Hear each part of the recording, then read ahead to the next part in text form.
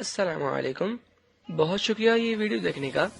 सबसे पहले जाके हमारे चैनल को सब्सक्राइब कीजिए और बेल के बटन पे क्लिक कीजिए ताकि हमारी हर नई आने वाली वीडियो से आप अपडेट रहें। अस्सलाम वालेकुम। आज की क्लास के अंदर हम देखेंगे कि किस तरह जो है वो एक वेब एपीआई क्रिएट होती है डॉट नेट कोर के अंदर, and then we discuss how we consume this API by making application of .NET Core and use AJAX calls जो API को हिट करेगी और इस API को कंज्यूम करेगी। अच्छा, हम ये और डिस्कस करने वाले हैं कि ये दोनों एप्लीकेशन हम .NET Core के अंदर बनाने वाले हैं ताकि हमें ये भी आइडिया हो कि API का मतलब सर्विस ओरिएंटेड आर्किटेक्चर किस तरह का बनता है, क्या फ़र्क है। और इसी तरह सिंपल अगर मैं एमवीसी की बात करूँ या 3 टियर एप्लीकेशन की बात करूँ, तो उसका क्या आर्किटेक्चर है ये भी, या बनाने का डिफरेंस कितना है, ये हम ज़रूर देखेंगे इसके अंदर। अच्छा, इसके स्टार्ट करते वक़्त मैं कुछ बातें बताना चाह रहा हूँ। वो ये है कि सबसे पहले जो है वो हम स्टार्टअप क्लास को देखते हैं। इसके अंदर एक स्टार्टअप क्लास होती है, जिसके अंदर हम जो है वो 2 मेन मेथड्स होते हैं इसके अंदर, ठीक है? एक है कॉन्फ़िगर सर्विस और एक है कॉन्फ़िगर। अब ये क्या करते हैं वो मैं जब एप्लीकेशन खोलूँगा तो बताता हूँ। फिलहाल हम ये समझते हैं कि हमें करना क्या है, मतलब मैं समराइज़ कर रहा हूँ पूरी बात को कि हमें जो है वो अ, सर्विस ऐड करनी होगी वहाँ पे एमवीसी की, एंड देन हमें अ, यूज़ करनी होगी वो सर्विस। ये 2 चीज़ें हमें करनी है। अगेन हम सबसे पहले एक वेब एपीआई प्रोजेक्ट बनाएँगे एंड देन ये काम करेंगे। अच्छा, ये काम तो हम कर लेंगे, लेकिन हम एक और बात डिस्कस कर लेते हैं जो बहुत अशद ज़रूरी है। वो ये कि भाई एमवीसी तो आप इस्तेमाल करते हुए आ रहे थे ना, एमवीसी 3, 4, 5 एंड सो ऑन 6, तो फिर आप कोर की तरफ काहे को आए? ठीक है। अब आप देखो कि आप पहले जो है एमवीसी, अभी आप देखोगे जब एप्लीकेशन बनाओगे ना, तो आप देखोगे कि एपीआई को बनाते वक़्त और एक सिंपल एप्लीकेशन बनाते वक़्त क्या डिफरेंस आ रहा है कोर में, और एमवीसी में क्या डिफरेंस थे। तो मैं बताना चलता हूँ। सबसे पहले कि भाई हम एप्लीकेशन को, मतलब माइक्रोसॉफ्ट वाले, हम नहीं, माइक्रोसॉफ्ट वाले इस एप्लीकेशन को, माइक्रोसॉफ्ट के इंफ्रास्ट्रक्चर को मज़ीद इम्प्रूव करते गए और यूनिफाइड बनाते गए। यूनिफाइड बोले तो कि भाई आप पहले की बात करो तो पहले क्या होता था कि आपकी एमवीसी एप्लीकेशन और एपीआई दोनों जो है वो डिफरेंट थे। डिफरेंट इन अ सेंस कि ये दोनों डिफरेंट क्लासेस से इनहेरिट थे, ठीक है? Both inherit with the different classes. तो ये बात समझ आ रही है? मतलब कि हम इसके लिए एक अलग हमने इंफ्रास्ट्रक्चर क्रिएट किया हुआ था और इसके लिए एक अलग। और हालाँकि कोर के अंदर आप देखेंगे कि इन दोनों के लिए एक ही मतलब सेम क्लासेस हैं, जिससे जो आप इसको इनहेरिट करा रहे हैं। ठीक हो गया? ये एक डिफरेंस था। दूसरा डिफरेंस क्या है? ये तो पहला हो गया, और दूसरा डिफरेंस क्या है कि हम एमवीसी के अंदर रूट डिफाइन करते थे। याद होगा अगर किसी को कि हम रूट डॉट कॉन्फ़िग के अंदर जाते थे स्टार्टअप के फ़ोल्डर के अंदर, एंड वहाँ पे हम default controller and action define करते थे कि भाई हमें कहाँ जाना होगा, डिफ़ॉल्ट क्या उसका फ़ॉर्मेट होगा, पैरामीटर का फ़ॉर्मेट क्या होगा। ये सारी हम बातें वहाँ डिफाइन करते थे। ठीक हो गया? लेकिन यहाँ पे ऐसा नहीं है। यहाँ पे मस्त खुद ही चलेगा ये। ठीक हो गया। अच्छा, एक और बात कि अब हम एप्लीकेशन की तरफ चलते हैं। जब हम चलेंगे तो देखेंगे कि किस तरह हम ये स्टार्टअप की क्लास को देखते हैं। सबसे पहले आप वीएस खोल लें अपना। मेरे पास वीएस 2017 है। अगर आपके पास नहीं है तो आप इंस्टॉल कर लें, या आपके पास है तो बहुत अच्छी बात है, या कोई अपडेटेड वर्जन है, या आपने 15 को अपडेट किया हुआ है। असल में मुझे इस्तेमाल करनी है कोर 2.2, तो अगर वो है तो बेहतरीन है, बिंदास है, अगर नहीं है तो कर लीजिए। खैर, हम अगेन जाके देखते हैं। सबसे पहले हम देखो सिंपल सा dot net core web application select किया, ठीक है? आप यहाँ पढ़ सकते हो कि ये एपीआई बनाने के भी काम आ रहा है, ये एमवीसी बनाने के भी काम आ रहा है, सिंगल पेज एप्लीकेशन बनाने के लिए भी यही इस्तेमाल करोगे आप, ठीक है? तो ये बातें आप समझ आने चाहिए कि इसके लिए अलग से कोई एप्लीकेशन आप नहीं क्रिएट कर रहे, ठीक है? अच्छा, एक और बात कि सॉल्यूशन नेम और प्रोजेक्ट नेम में हमेशा फ़र्क होता है। लोग अक्सर कन्फ्यूज़ होते हैं कि ये सेम ही तो है, लेकिन सॉल्यूशन नेम हम जर्नल बात करते हैं, ऑर्गेनाइज़ेशन के नाम से आपने सॉल्यूशन बनाया और ऑर्गेनाइज़ेशन की आपने एपीआई क्रिएट करी। मेरी बात समझ आ रही है? ऑर्गेनाइज़ेशन एक सॉल्यूशन है और आपने उसकी एक एपीआई क्रिएट करी। पहले आपसे वो पूछेगा कि आपको एप्लीकेशन किस तरह बनानी है। अगेन आप एपीआई फॉर्मेट पूरा बना सकते हैं जो पूरा मज़ीद टेम्पलेट को इस्तेमाल करेगा, लेकिन फिलहाल हम एम्प्टी से लेके चलते हैं। आप देख सकते हैं मैं 2.2 इस्तेमाल कर रहा हूँ। कॉन्फ़िगर ना करें एचटीटीपीएस को। देख सकते हैं कि अब जब जैसे ये एप्लीकेशन क्रिएट हुई तो 2 फाइलें क्रिएट हुई, सही? जो 2 मेजर सीएस की फाइल दिख रही हैं आपको, एक है startup.cs and the second one is program.cs। अब भैया ये 2 क्या काम करते हैं वो भी डिस्कस कर लेते हैं।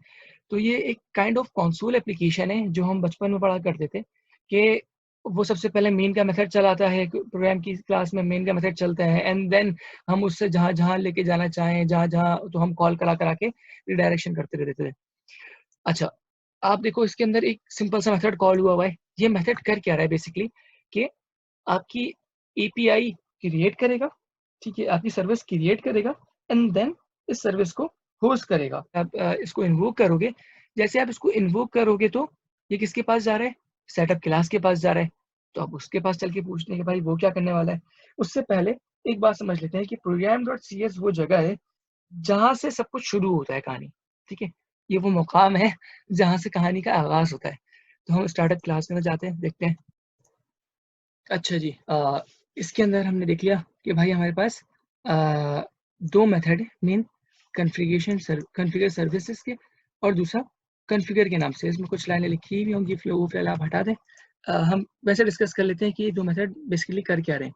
अच्छा, आप इसके अंदर देखें सबसे पहले आपका है कॉन्फ़िगर सर्विसेज़ का मेथड। कोई भी चीज़ कोई भी चीज़ इंजेक्ट करानी हो, कोई भी सर्विस इंजेक्ट करानी हो, आप यहाँ से कराएँगे।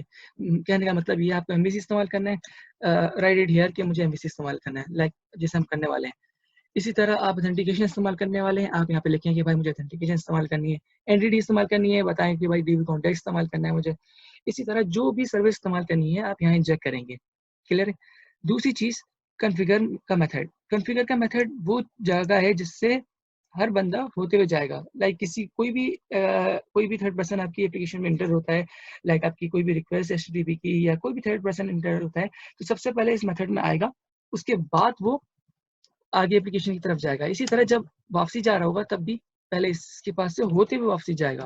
तो ये मेरे ख़्याल से बात क्लियर है कि इसका रूल क्या है। अच्छा, यहाँ पे आप जो है वो बहुत सारी चीज़ें कर सकते हैं, लाइक आप ऑथेंटिकेशन कर सकते हैं क्योंकि यहाँ से रिक्वेस्ट होती भी जाएगी सबसे पहले। इसी तरह आप यहाँ पे जो है वो हेडर ऐड कर सकते हैं, राउटिंग कर सकते हैं और मॉडिफाइंग रिस्पॉन्स कर सकते हैं, ठीक है? इसी तरह स्टैटिक पेजेस यूज़ करने वाले हैं, वो यहाँ डिफाइन कर सकते हैं। तो ये सारी कहानी आप यहाँ करेंगे। तो मेरा ख़्याल है कि ये बात क्लियर है कि ये किस तरह काम करेगी। अच्छा, इस क्लास के अंदर हम हमेशा सारी कॉन्फ़िगरेशन की बातें करते हैं, ठीक है? कि ये एप्लीकेशन किस तरह एक्ट करने वाली है, किस तरह प्ले करने वाली है। इसके बाद हम एक फ़ोल्डर ऐड करेंगे कंट्रोलर्स के नाम से, ठीक है? स्टैंडर्ड्स फ़ॉलो करेंगे, इसको भी एस रखेंगे कंट्रोलर्स। इसके बाद इसके अंदर एक कंट्रोलर ऐड करेंगे। मैं फ़िलहाल एमवीसी एमपी कंट्रोलर ले रहा हूँ। क्यों? क्योंकि मुझे समझाना है कि एमवीसी और एपीआई के स्ट्रक्चर में इसमें कोई फ़र्क नहीं है। तो ख़ैर, नाम हम लेट्स सपोज़ एम्प्लॉयी रख लेते हैं, ठीक है? एम्प्लॉइज़, ताकि हम सिंगुलर नहीं रखते, हम प्लूरल रखते हैं, ताकि ये भी एक स्टैंडर्ड है। ना रखें तब भी कुछ नहीं है, रख लें तो अच्छा है थोड़ा। खैर, ये बन के आया। आप देख सकते हैं कि ये बेस कंट्रोलर से इनहेरिट है। जब हम एमवीसी के वर्जन्स की बात करते थे, यहाँ पे एपीआई कंट्रोलर करके कहानी लिखी होती थी, जो कि यहाँ नहीं लिखी हुई, पहली बात।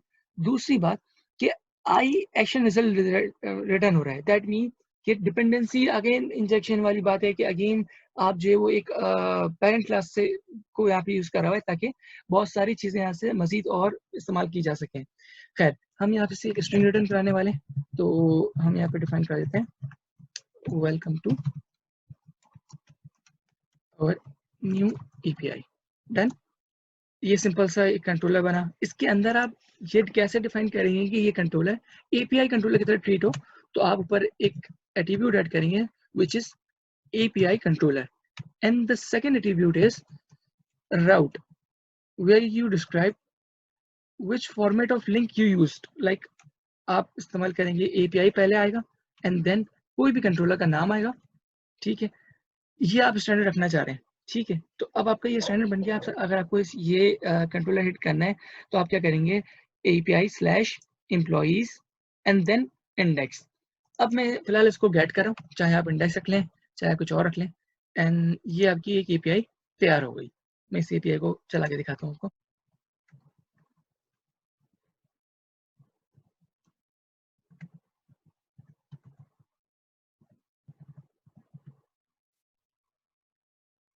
तो आप देख सकते हैं मैंने वही लिंक यूज़ किया जैसे हम जिससे हमने डिस्कस किया था कि हम इसको हिट करने वाले हैं, लेकिन आगे मैंने गेट नहीं लिखा। क्यों? क्योंकि मैंने ऊपर भी नहीं डिफाइन किया और यहाँ पे भी मैं इसकी वजह बताता हूँ। अगेन आप पहले ही देख लें कि एक स्ट्रिंग रिटर्न हुआ, वो प्लेन टेक्स्ट आपको यहाँ पे देखने भी लग गया। तो मेरे ख्याल से यहाँ तक की कहानी क्लियर है कि किस तरह मैंने एक नॉर्मल सी एक रिक्वेस्ट हिट करी और इस रिक्वेस्ट के अगेंस्ट जो रिस्पॉन्स आने वाला है, इस लिंक के अगेंस्ट जो रिस्पॉन्स आने वाला है वो हमें दिख जाएगा। ठीक है, आप देखें 200 स्टेटस आ रहा है, दैट मीन कि आपकी एप्लीकेशन ओके का स्टेटस कोड होता है, दैट मीन कि आपकी रिक्वेस्ट सक्सेसफुली हिट हो गई। अगेन आप देखें कि इसके अंदर 3 बड़ी इंपॉर्टेंट चीज़ें हैं। एक URL, the second thing is your method, request method, और तीसरी चीज़ है आपके कंटेंट टाइप, जो कि अभी आपकी प्लेन टेक्स्ट है। ठीक है, क्योंकि हम इसको प्लेन टेक्स्ट के भी तौर पे इस्तेमाल कर रहे थे। यहाँ तक बात क्लियर है? ये बहुत आसान सी बात थी, मेरे ख्याल से बात समझ आनी चाहिए थी। अच्छा, इसके बाद हम देखते हैं कि अगर अगर मैं एक और गेट, या मैं इसका नाम चेंज करता हूँ, लेट्स सपोज गेट था, अब मैं गेट डेटा कर लेता हूँ, तो ये क्या काम करेगा या नहीं करेगा? जल्दी से हम ये देखते हैं। अगर तो ये काम करेगा, ठीक है, तो मैं इसको हिट करा के दिखा देता हूँ, API एम्प्लॉइज, और ये हिट हो रहा है। तो भाई फिर क्या इसको कैसे वही पहुंच रही है कि गेट को भी ये उठा रहा था खाली कंट्रोलर के नाम से, और ये गेट डेटा को भी उठा रहा है। तो बात ये है कि जो भी डिफॉल्ट गेट का मेथड इसको मिलेगा वो इसको उठा लेगा। ठीक है, लेकिन अब मैं आपको दिखाता हूँ कि अगर आपके पास एक और मैंने गेट का मेथड बना लिया जो नाम से डिफरेंट है, लेकिन फंक्शनैलिटी वही रखता है, वही चीज रिटर्न कर रहा है। अब अगर मैं इसको चलाता हूँ तो देखें, जैसे ही मैं इसको हिट करूंगा तो ये मुझे नहीं हिट हो रहा। अब मैं अगर इंस्पेक्ट करके देखूं कि भाई क्या मसला आया है, तो ये मुझे एरर भी नहीं बता रहा, सिर्फ ये बता रहा है कि स्टेटस कोड 500 है, दैट मीन के इंटरनल सर्वर एरर है। अब वो एरर क्या है ये नहीं बता रहा।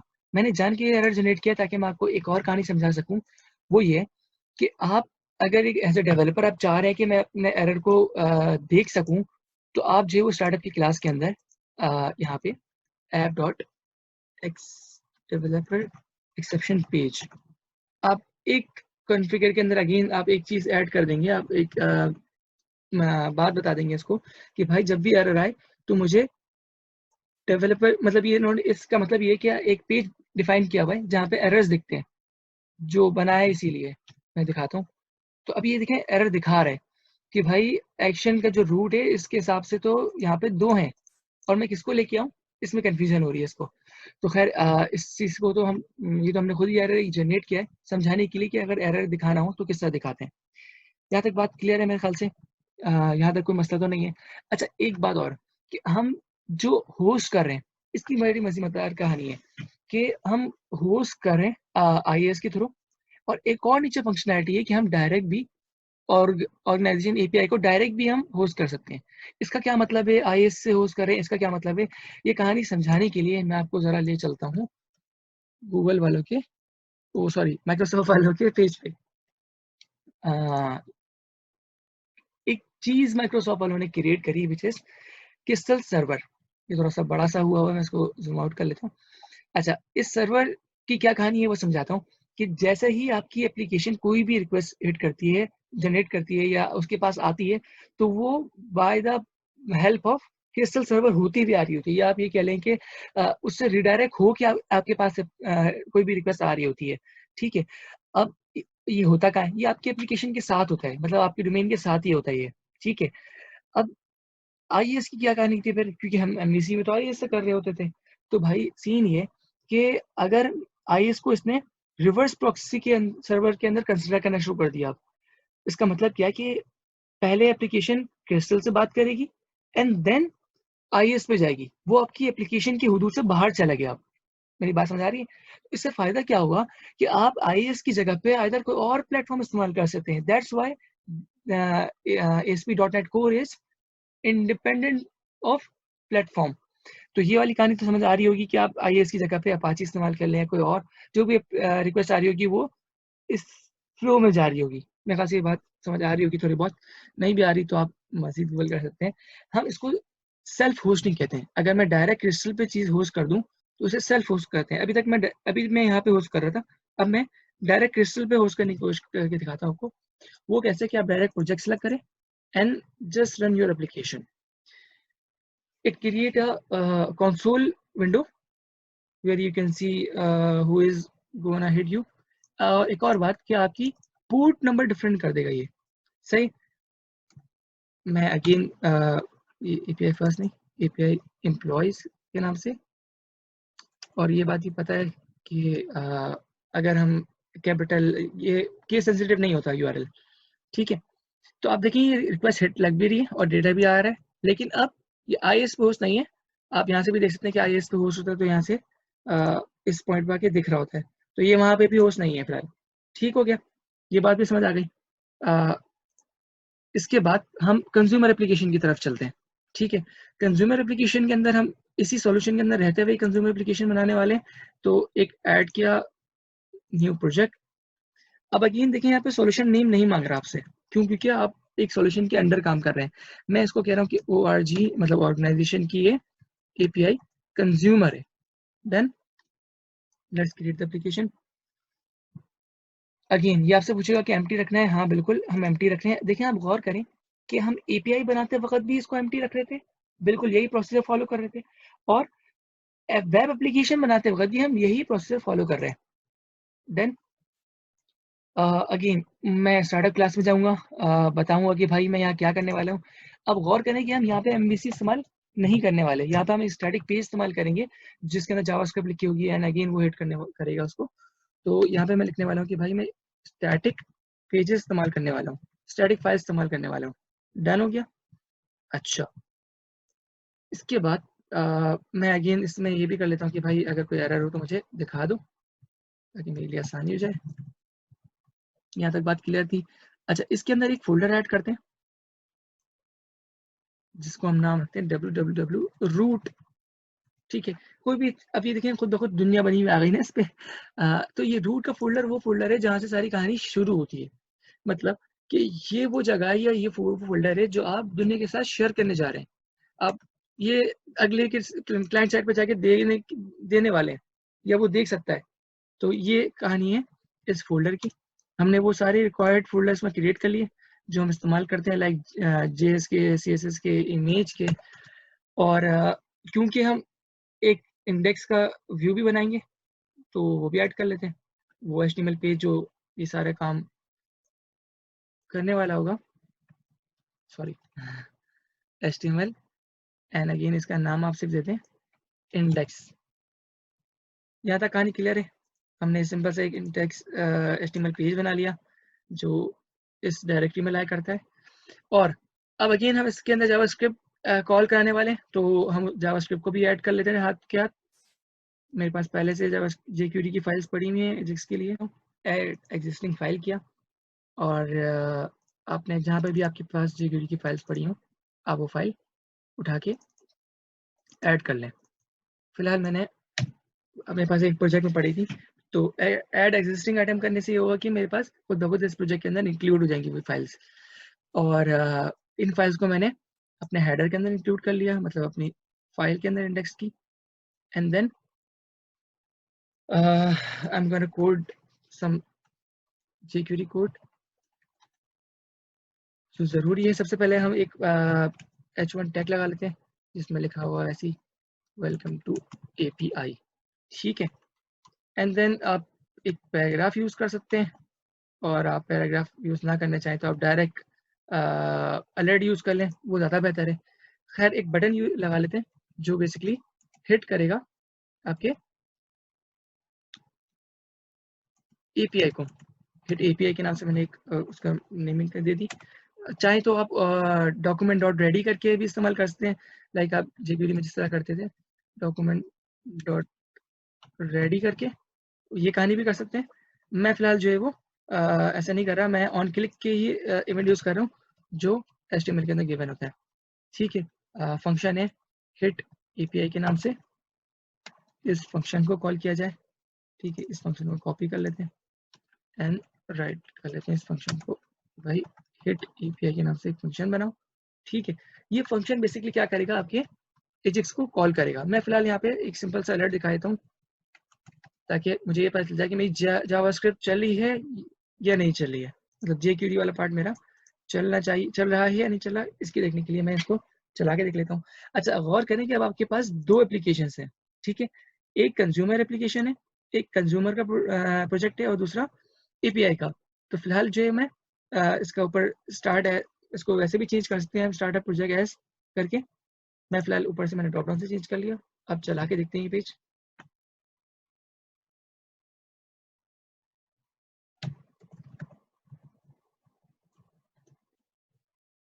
तो आप देख सकते हैं कि आपके पास ये पेज खुल के आ गया और इस पे अलर्ट भी चल रहा है। दैट मीन कि आपकी जावास्क्रिप्ट भी मस्त चल रही है, क्योंकि जो फाइल्स है ये सही ऐड हो चुकी हैं। अच्छा, अब बात करते हैं कि इस पे हमें करना क्या है। हमें करना ये है कि बेसिकली हमें एक एजेक्स रिक्वेस्ट बनानी है, जो हम ऐसे बनाते हैं, ठीक हो गया। इसके अंदर हम कुछ एट्रीब्यूट डिफाइन करते हैं विच आर URL, कि हमें कहाँ जाना है। जाना कहाँ है भाई, API का URL उठाया हमने कि भैया हमें यहाँ जाना है, और हमने लास्ट टाइम उसको कंसोल बेस करा हुआ था, तो हम इसको यहाँ पे डिफाइन कर देते हैं कि भाई 5000 वाले पे चले जाओ, ठीक है। या हम इसको दोबारा IS पे कर देंगे तो कोई टेंशन नहीं है, जो हम IS पे करके दिखा देंगे आपको। फिलहाल मैं इसको 5000 कर रहा हूँ ताकि ये फिलहाल एक बार चल जाए, उसके बाद देखते हैं।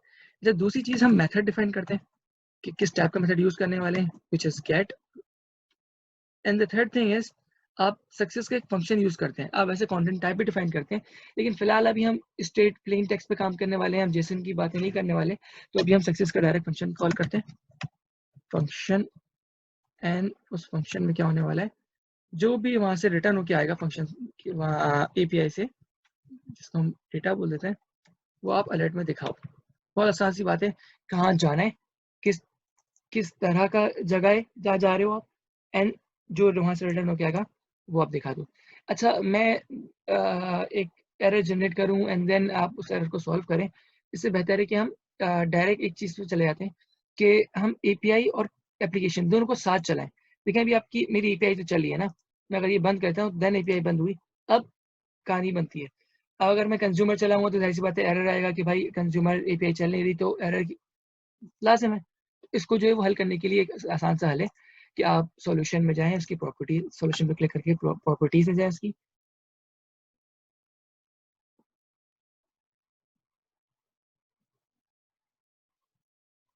वहाँ एक ऑप्शन होता है मल्टीपल स्टार्टअप प्रोजेक्ट्स का, वो आप स्टार्ट वो आप सिलेक्ट कर लें ताकि आप जो है वो इसको, और कौन पहले चले कौन बाद में चले आप इसको भी डिफाइन कर सकते हैं, तो इतना मसला नहीं है, आप इसको बैन कर दें।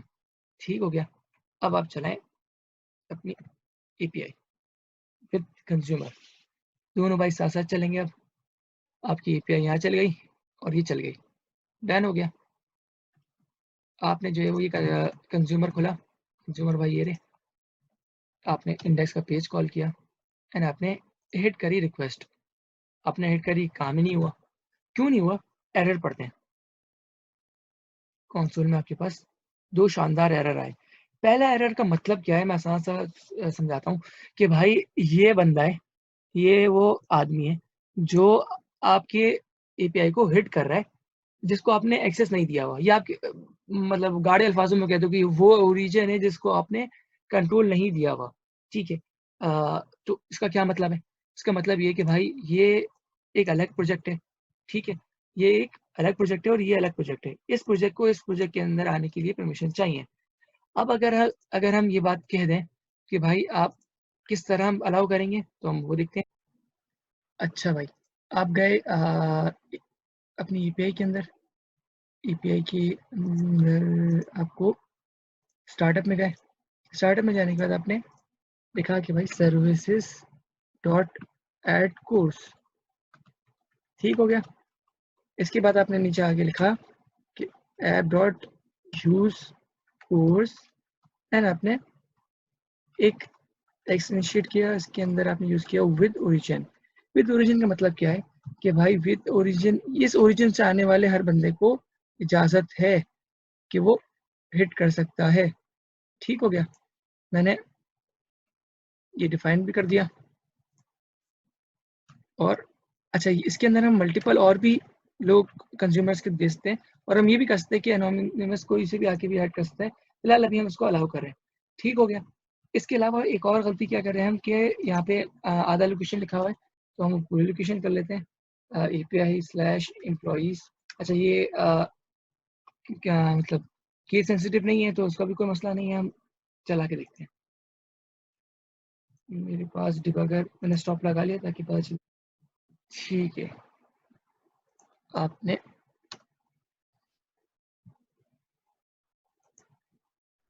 आप देखें जैसे ही मैंने उसको हिट किया था कि आपके एपीआई को हिट इसने करा है, एपीआई हिट करने के बाद कंट्रोल उसी एक्शन के पास लेके आ गया।